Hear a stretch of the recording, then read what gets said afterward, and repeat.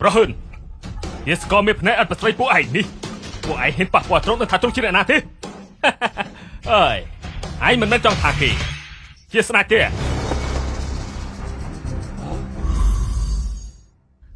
ថាម៉េចគាត់គឺជាស្ដេចអញ្ចឹងខ្ញុំមិនត្រូវគេសម្លាប់ទៅហើយទេគេជាស្ដេចពិតមែនទេ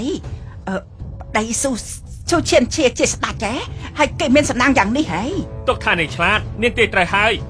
នៅមិនឲ្យទៀតស្គាល់តែនឹងជិះចាញ់ទៀតប្រមាថព្រះអង្គមានទោសស្លាប់9ពូជ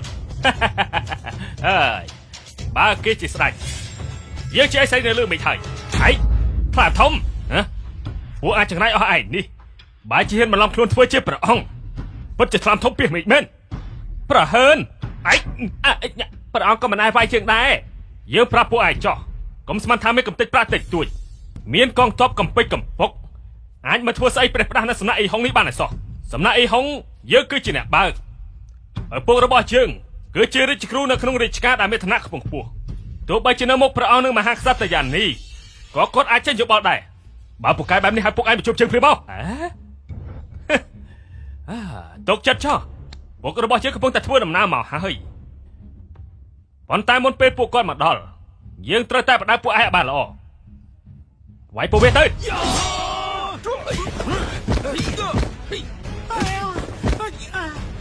ចង្រៃចោព្រះអង្គក៏មិនដែរវាយជើងបែបនេះដែរជិនហ្វាន់ហើយអាចចង្រៃឯនេះបែរជាហ៊ានវាយជើងផងយើងត្រូវតែកំទេចសាកសពឯជឿបំណែក